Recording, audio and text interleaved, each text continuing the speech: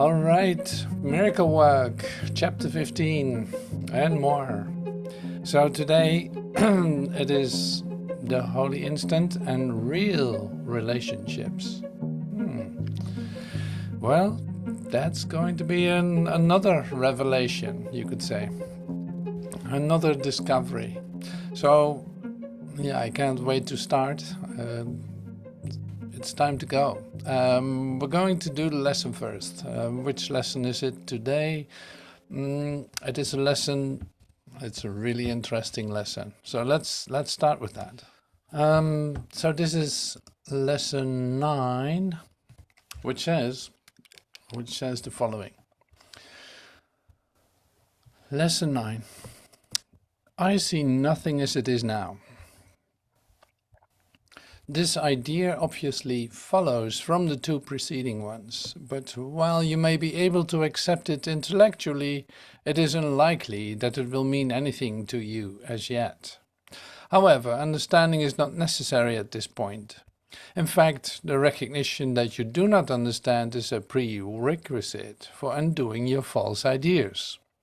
So I'll repeat that once more. In fact, the recognition that you do not understand is a prerequisite for undoing your false ideas. These exercises are concerned with practice, not with understanding. You do not need to practice what you really understand. It would indeed be circular to aim at understanding and assume that you have it already.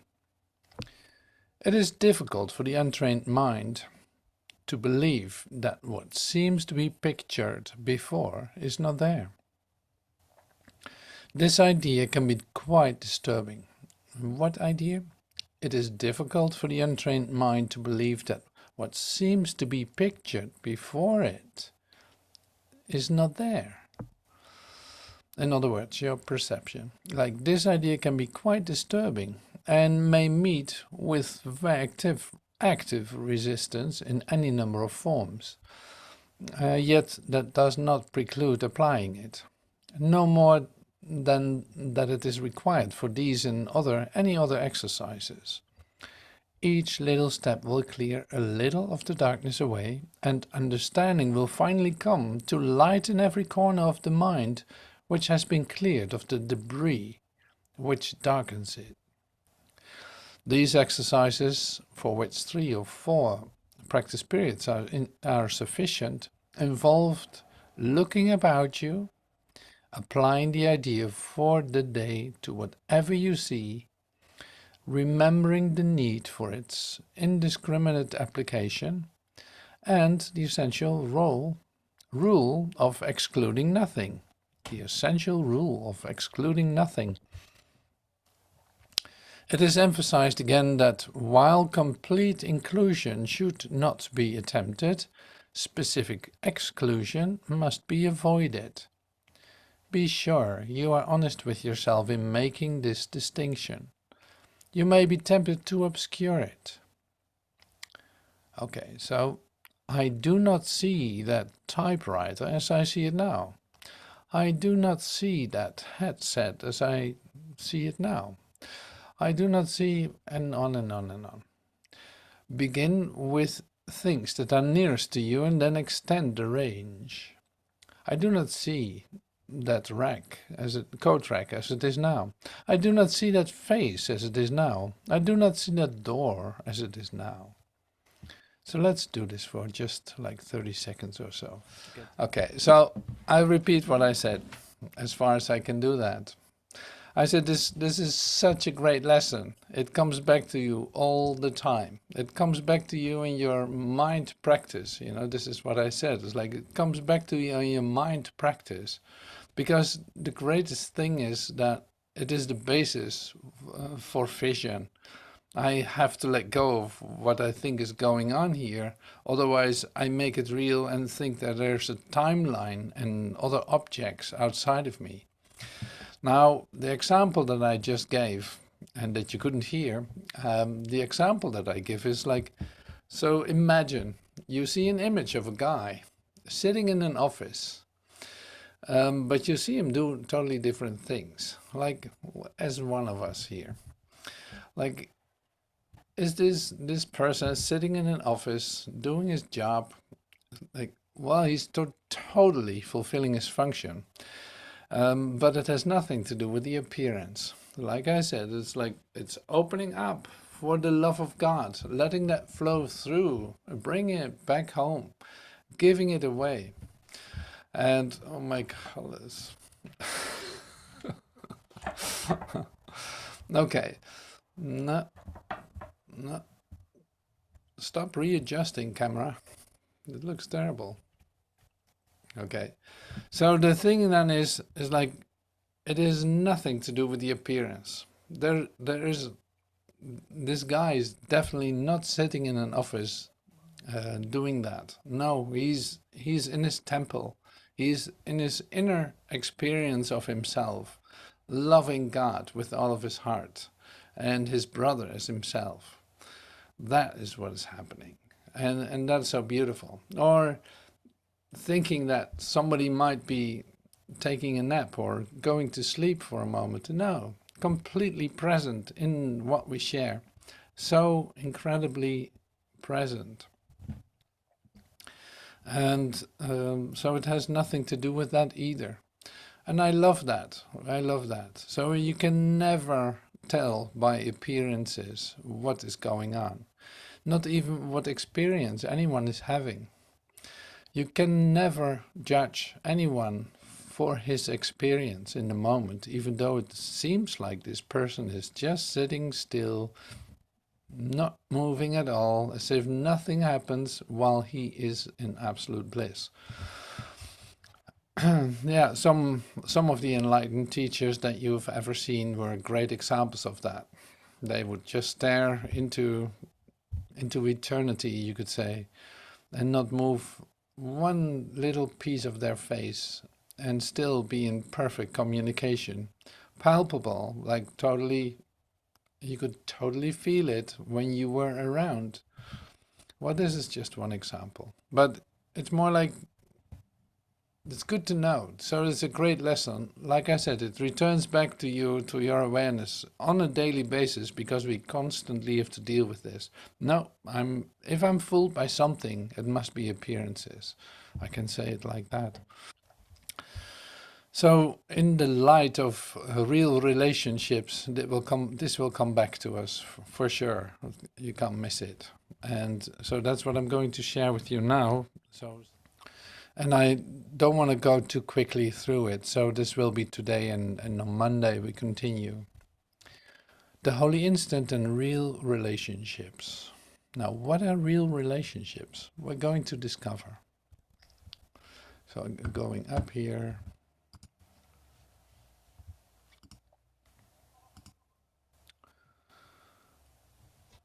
Okay.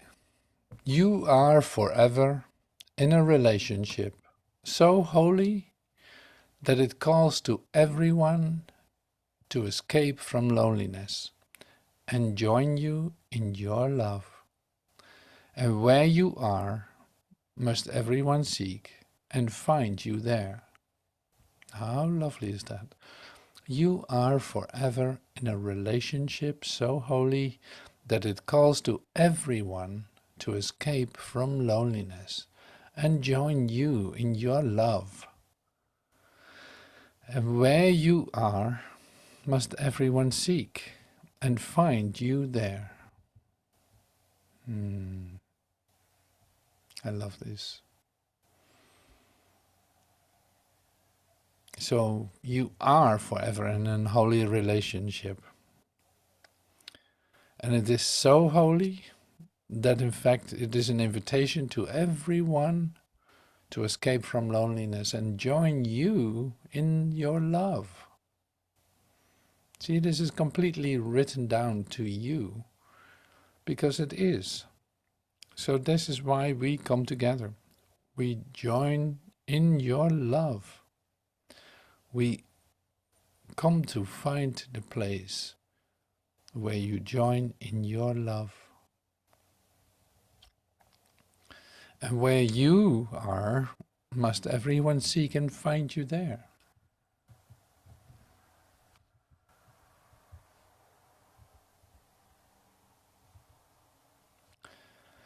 Think but an instant on this.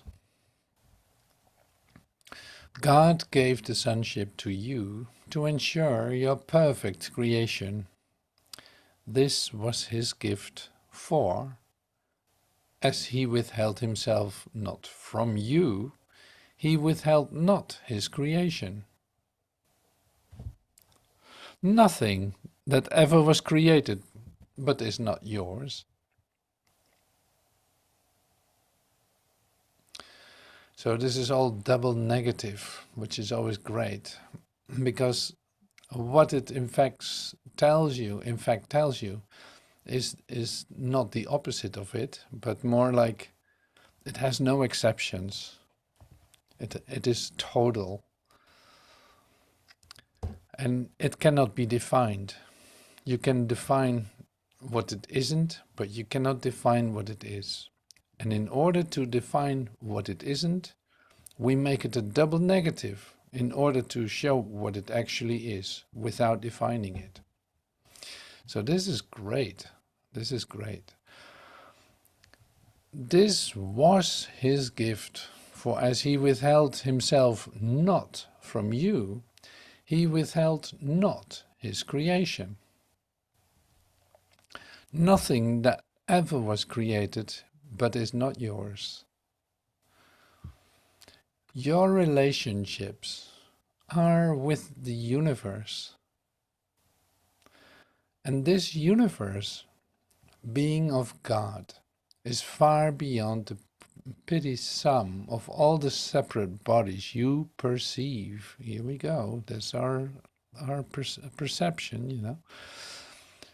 Is far beyond the petty sum of all the separate bodies you perceive.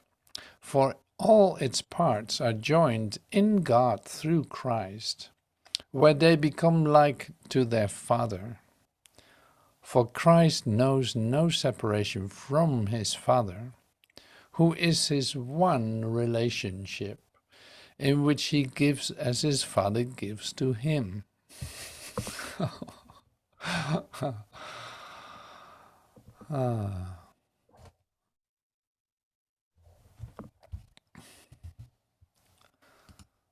So we are really getting into this, what you have always wanted to hear and always wanted to exactly get right. You know, at least of course I speak for myself, but I recognize that in you too.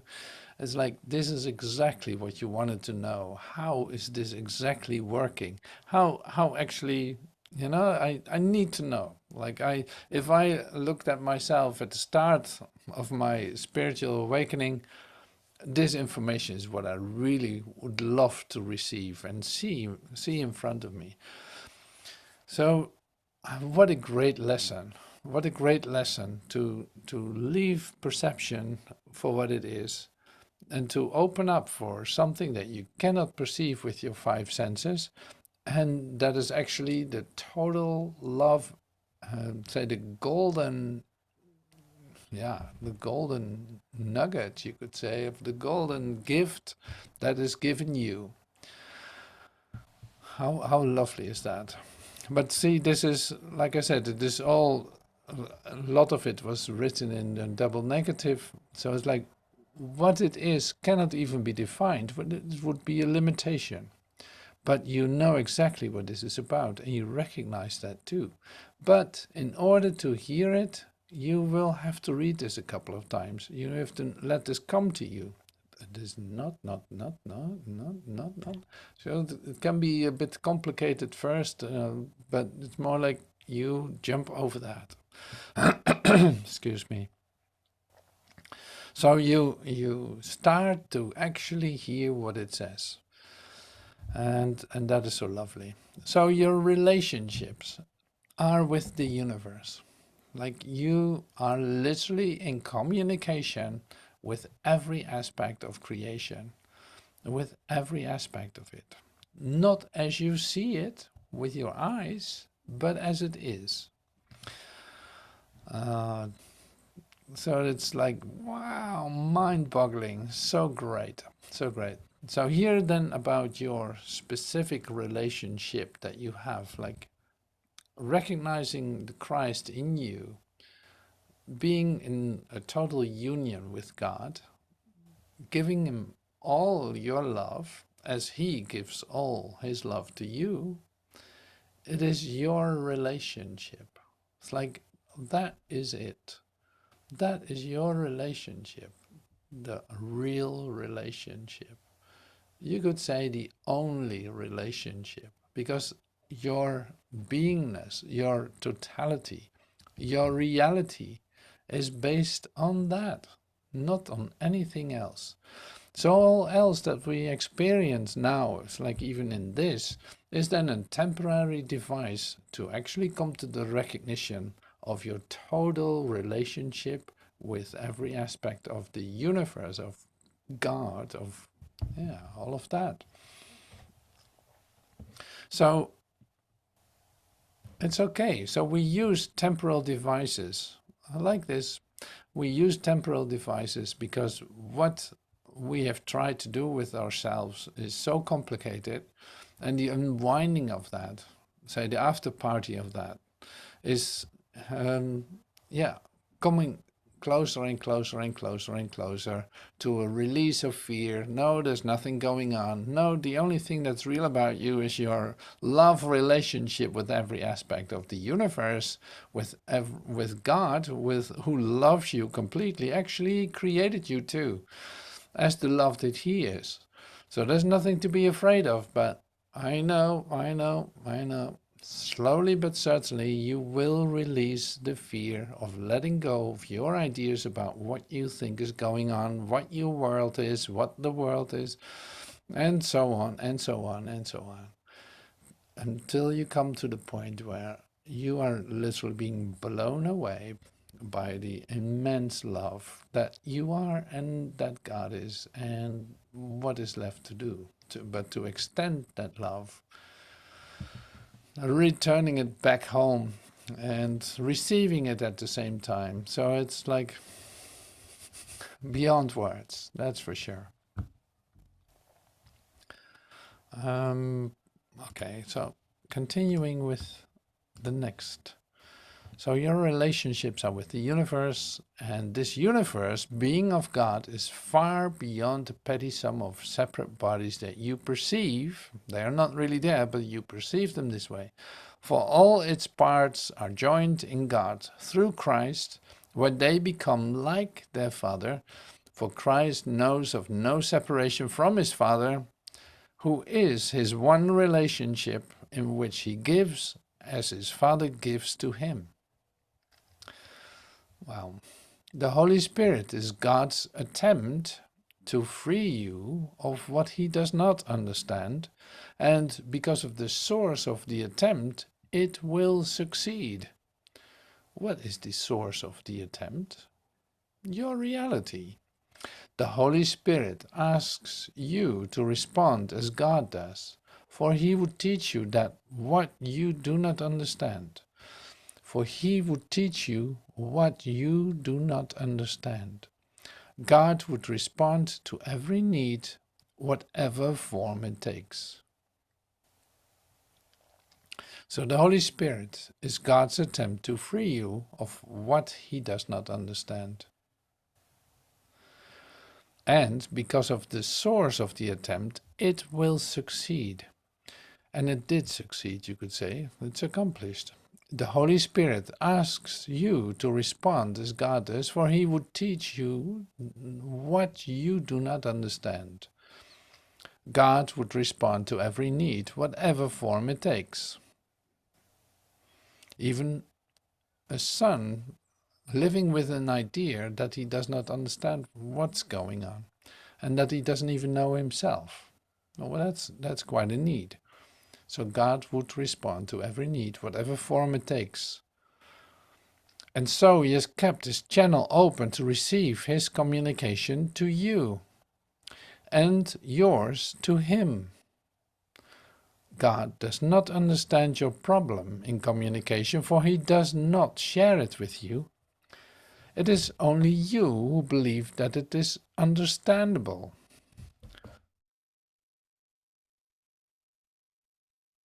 So you can say like, okay, so what is understandable and what isn't understandable? Because in this episode, this little sheet that I have here, like the understanding is moving in different directions. So let's go through it one more time. Not to completely conceptually get it, but at least to get the feel for it. The Holy Spirit is God's attempt to free you of what the Holy Spirit does not understand. The Holy Spirit is God's attempt to free you of what God does not understand. And because of the source of the attempt, universe itself, it will succeed. The Holy Spirit asks you to respond as God does, for he would teach you what you do not understand. Yeah? So there's parts that God doesn't understand, like the problems in communication. He does not understand it because he communicates perfectly with every aspect of its creation. But now here it is for you. He would teach you what you do not understand. You understand like a lot. Neither. You do not understand what's going on. I don't understand anything I see. So he would teach you what you do not understand. God would respond to every need, whatever form it takes. And so he has kept his channel open to receive his communication to you and yours to him. God does not understand your problem in communication, for he does not share it with you. He cannot share it with you because it is not understandable. Like it is not understandable, your problem in communication is based on false ideas. So he cannot share it with you, since it is based on an idea that is not the reality of you. It is only you who believe that it's understandable. You think that your perception and what you see makes total sense. At least you did. You did believe that you understand what was going on. That has crumbled now, that has fallen apart in your spiritual awakening, but it's still, you have ideas, yeah, and you think it's understandable. You try, at least you give it an attempt to try to understand what's going on, actually make sense out of it, which is impossible. So not to completely sink into the concepts, but say keeping it clear that this is all about communication. In fact, it is like I let go, like we practice in the first 50 lessons, like letting go of my perception opens the gate for me to be in communication with the universe. Suddenly I discover my holiness, while my holiness is not understandable with my conceptual mind. Like, absolutely not. But it is there. It is your reality. You could say like God doesn't understand that you cannot see that you can see yourself as imperfect. He knows what he created, but you don't know who you are. So you believe in an idea of imperfection, totally ununderstandable to God. Like he doesn't know what that is. Like everything is perfectly created, completely whole and perfect. And you understand why you have the limitations that you have. You think it's reasonable that you have them because that happens in this world, or who knows what you let the world tell you, because it's really where it is about, of course. You let the world tell you what you think you are. Does that have anything to do with your reality? No, absolutely not. So that's where the communication disturbance is taking place. But like we hear now, it's like God keeps open his channel completely to receive any messages from you as he gives you messages, you could say. Like he is willing to give you everything as soon as you don't try, in fact, to sell him the limitations that you are making real for yourself, because he does not recognize that. So you could say then this, because this is like a classic example of praying to God to overcome the limitations that you are perceiving. Like we sit in the church all praying for God to get the illness out of Africa or the illness out of wherever, or who knows what the disaster is. You could say like, well, of course God cannot answer that prayer. It has nothing to do with anything because it is based on a false idea and on an idea that doesn't make any sense.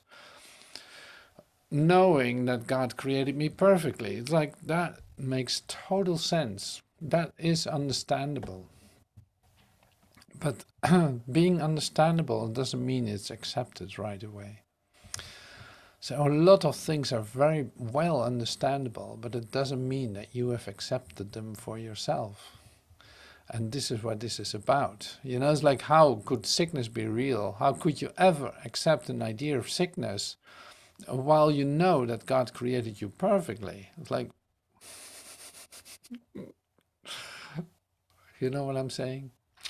Well, there's more of that. I cannot do this, I don't have any money. I cannot do that, I don't have any money. I cannot do that, I don't have any money. And on and on and on and on.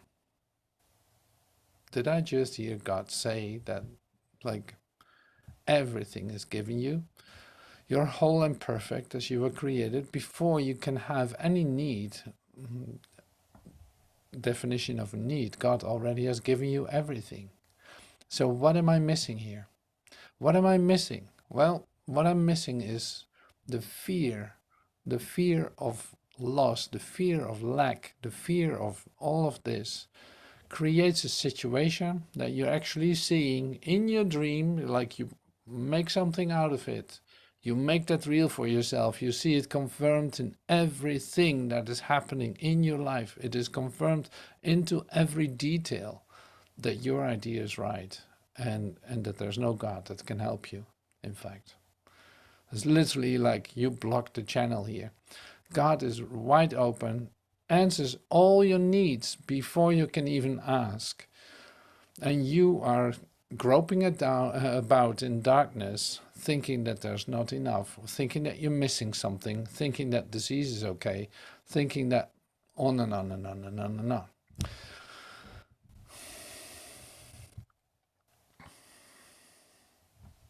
See, like I said, understanding doesn't mean acceptance.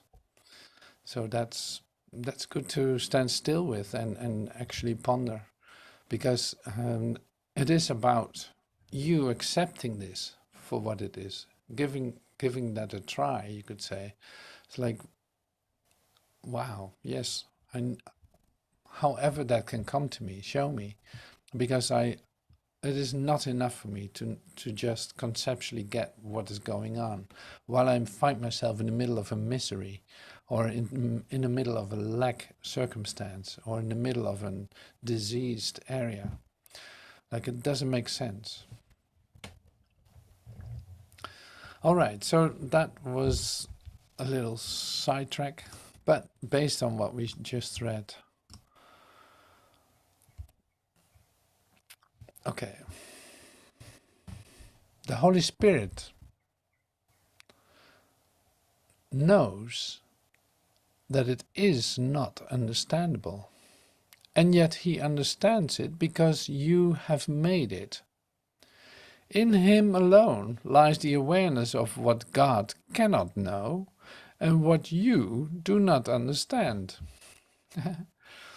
See, that's really the bridge function of the Holy Spirit. It's like he knows, it's like he knows what you have made, even though it's not understandable. Like the Holy Spirit knows that it is not understandable, and yet he understands it. That's a paradox, right? The Holy Spirit knows that it's not understandable, and yet he understands it because you made it. He knows where it's coming from. In him alone lies the awareness of what God cannot know and what you do not understand. I love this. It is his holy function to accept them both. And by removing every element of disagreement, to join with them into one, to join them into one. He will do this because it is his function. Leave them what seems to you to be impossible to him who knows it must be possible because it is the will of God, and let him whose teaching is only of God teach you the only meaning of relationships. That is such a great advice. Look at this. Leave then what seems to you to be impossible. Huh? Like, however can I do this? Oh my God, I see disease, I see lack, I see this, I see that, I see... Well, now, it is impossible for me to get out of it. I wouldn't know how to do it. Yeah, indeed, you don't know. So leave then what seems to you to be impossible to him who knows it must be possible because it is the will of God. And let him whose teaching is only of God teach you the only meaning of relationships. Now that's a clarity that will set things straight in you. So it's like, okay, I've no clear image, I've no clear idea about how to deal with the situation that I'm in. I'm perceiving things, I'm in the middle of a disaster, I'm in the middle of conflict, I'm in the middle of disease, disaster, and death. I see people die everywhere. I'm in the idea that I'm losing the ones I love, and all this drama that's going on. I have no idea how this could be restored into sanity. It's like, okay, well, hands off then. Hands off, don't try to fix it. Leave it, leave it. Let the Holy Spirit do it for you, because he knows what he's talking about. He has literally like truth. He can direct you in the direction of, yeah, like literally he can help you to come to an experience of truth if you let him. Don't try to do that yourself. Don't try to figure it out. No. Let this be restored by Spirit. So that's such a great advice, which saves you years of suffering, really. For God himself created the only relationship.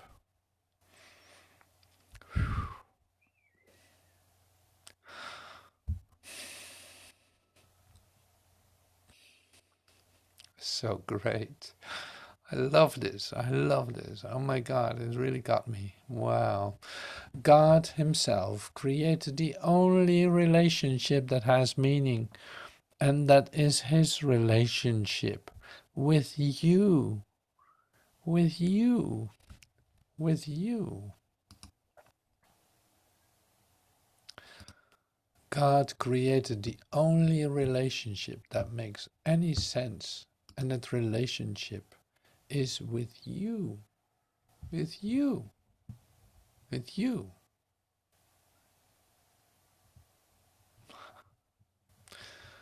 Yeah, so that's really like homecoming. I hope it will get you as much as it does with me. It's like, wow. Yeah, that's the recognition. There's the recognition. Wow. So that's everything. That's everything. What can you say about it? Let yourself be completely affected by it. Let yourself stay with this idea until you feel it. Until you feel it so deeply that you are literally coming home in yourself by realizing this. It's one of the greatest expressions you could say for meditation, for contemplation, for it's like this is it. God has only one real relationship, and that is his relationship with you, because you are completely entitled to it. You are so worth it. You are so loved. You are so incredibly loved. Amazing. Absolutely inexpressible. So lovely. So that's really the Christmas chapter, right? It's a total gift. So great. Oh, wow. Thank you. Thank you for sharing that with me. Thank you. So thank you so much. So continuing then, this is the next part. Our miracle prayer.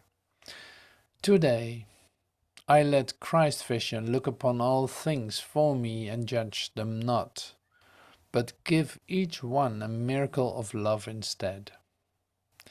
So I let Christ vision look upon all things for me and judge them not, but give each one a miracle of love instead.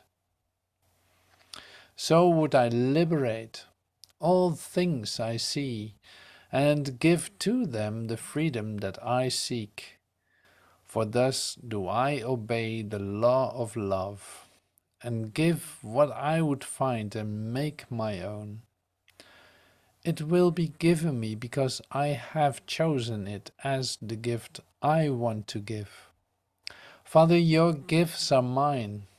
Each one that I accept gives me a miracle to give. And giving as I would receive, I learn your healing miracles I learn your healing miracles belong to me. And giving as I would receive, I learn your healing miracles belong to me. Our Father knows our needs. He gives us grace to meet them all. And so we trust in him to send us miracles to bless the world and heal our minds as we return to him. Today I let Christ's vision look upon all things for me and judge them not, but give each one a miracle of love instead. So we're going to listen to that in French too.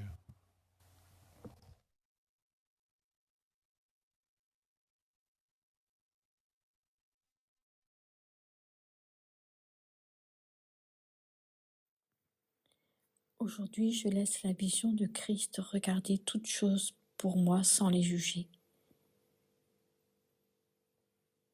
mais en donnant plutôt à chacune d'elles un miracle d'amour.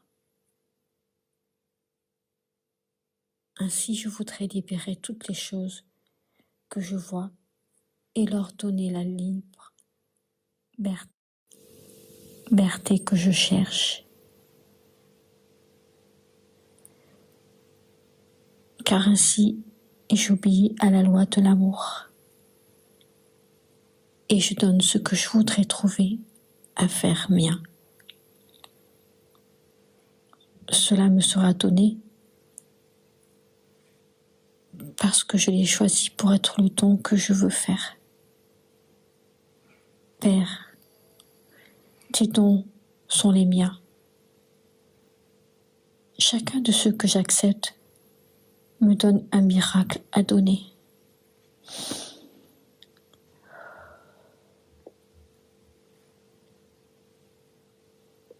Et en donnant comme je voudrais recevoir, j'apprends que tes miracles guérisseurs m'appartiennent.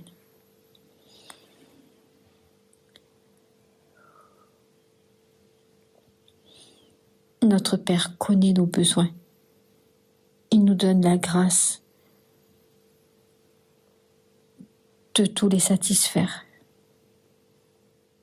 Ainsi, si nous nous fions à lui pour nous envoyer des miracles afin de bénir le monde et de guérir notre esprit, tandis que nous retournons chez lui. Que nous retournons chez lui.